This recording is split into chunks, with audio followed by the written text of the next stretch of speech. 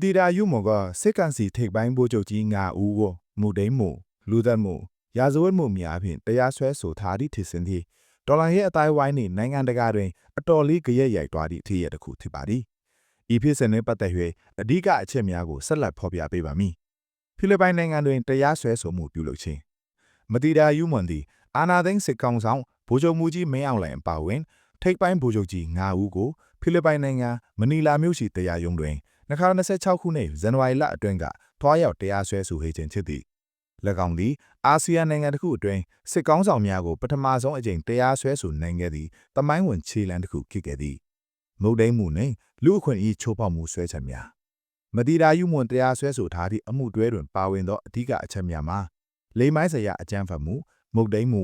စစ်တပ်ကတော်လှန်ရေးတွင်ပါဝင်သူအမျိုးသမီးများနှင့်အရက်သားအမျိုးသမီးများအပေါ်လက်နက်တစ်ဖွဲ့အုံပြုနေသည့်လိမ်မိုင်းစရာအကြမ်းဖက်မှုများအတွက်ဗိုလ်ချုပ်ကြီးများတွင်တာဝန်ရှိကြောင်းဆွဲဆိုထားသည်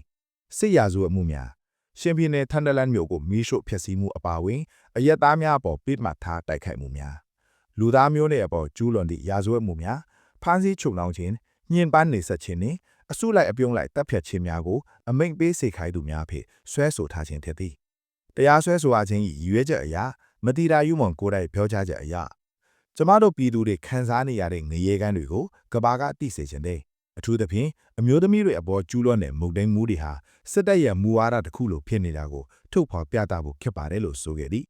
စစ်တပ်သည်စစ်မြေပြင်တွင်သာမကစစ်ကြောရေးစခန်းများနဲ့ဖမ်းဆီးထိန်းသိမ်းထားသည့်နေရာများတွင်အမျိုးသမီးများကိုလိမ်မိုင်းဆိုင်ရာနှိပ်စက်မှုများပြုလုပ်ခြင်းဖြင့်စစ်တပ်ပိုင်းချိုးနှိမ်ရန်စ조사နေမှုကိုဥပဒေကြောင်းအရအရေးယူနိုင်ရန်၎င်းကစ조사ခြင်းဖြစ်သည်အကျိုးသက်ရောက်မှုနှင့်အခြေအနေဖိလစ်ပိုင်နိုင်ငံတွင်တရားစွဲဆိုမှုကိုလက်ခံရရှိပြီးနောက်နိုင်ငံတကာရှေ့နေများအဖွဲ့နှင့်လူအခွင့်အရေးရှေ့နေများကဝိုင်းဝန်းကူညီခဲ့ကြသည်ဤအမှုသည်စစ်ကောင်စီပုံရိပ်ကိုထိခိုက်စေခြင်းအာဆီယံနိုင်ငံတစ်ခုအတွင်း၌ပင်စစ်ရာဇဝတ်ကောင်များအဖြစ်သတ်မှတ်ခံရသည့်အခြေအနေကိုဖန်တီးနိုင်ခဲ့သည်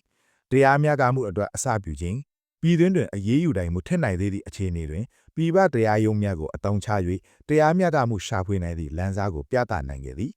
လက်ရှိတွင်ဤအမှုသည်ဥပဒေကြောင်းအရအစဉ်စဉ်ဆက်လက်လှုပ်ဆောင်နေသေးဖြစ်၍မတီရာယူမွန်ကဲ့သို့သောအမျိုးသမီးများရဲ့တတိရှိရှိထွက်ဆိုချက်များကြောင့်မြန်မာစစ်တပ်ရဲ့ရာဇဝတ်များကိုကဘာကပိုမိုအာယုံစိုက်လာနေပြီဖြစ်ပါတယ်အားလုံးပဲကျေးဇူးတင်ပါတယ်ခင်ဗျာ